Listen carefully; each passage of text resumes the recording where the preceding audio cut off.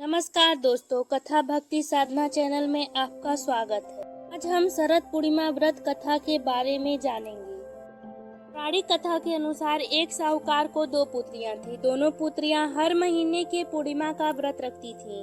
बड़ी पुत्री व्रत को पूरा करती थी, लेकिन छोटी पुत्री हमेशा व्रत को अधूरा छोड़ देती थी।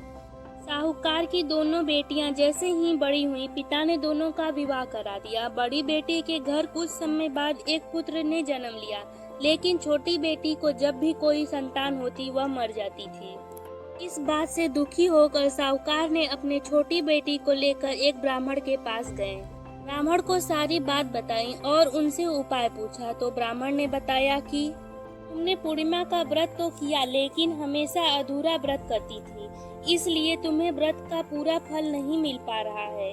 दरअसल तुम्हें अधूरे व्रत का दोष लगा है। ब्राह्मण ने कहा कि तुम पुनः पूर्णिमा का व्रत पूरे विधि विधान से करो, लेकिन पूर्णिमा आने से पहले ही उसने एक बेटे को जन्म दिया। उसे जन्म लेने के साथ ही बेटे की मृत्यु हो गई। हर बार ऐसी घटना घटने से साहूकार की छोटी बेटी हमेशा दुखी रहती थी। उसने अपने मृत बेटे को एक पीढ़े पर रखा, इसे एक कपड़े से इस तरह ढका कि किसी को पता न चले। इसके बाद बड़ी बहन को बुलाया, उसे बैठने के लिए उसने वही पीढ़ा दे दिया। जैसे ही बड़ी बहन उस पीढ़े पर बैठने लगी तो उसके साड़ी के स्पर्श से वह बच्चा जीवित हो गया और रोने लगा। बच्चे के रोने की आवाज सुनकर बड़ी बहन घबरा गई और उसने छोटी बहन को डांट लगाई। उसने कहा कि ये तुमने क्या किया? क्या तुम मुझ पर बच्चे की हत्या का कलंक लगाना चाहती हो? मेरे बैठने से अगर बच्चे की मृत्यु हो जाती तो? बहन के गुस्से को नियंत्रित करते हुए छोटी बहन ने उत्तर दिया कि यह बच्चा तो मरा हुआ था। दीदी, तुम्हारे स्पर्श से यह बच्चा पुनर्जीवित हो गया है।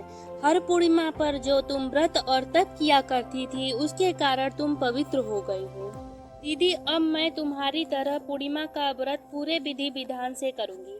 तभी से साहूकार की छोटी बेटी ने पूर्णिमा का व्रत नियम अनुसार करने लगी।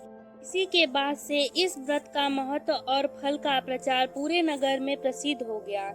हर महीने पड़ने वाली पूर्णिमा तिथि पर व्रत करने से माँ लक्ष्मी और भगवान विष्णु की विशेष कृपा प्राप्त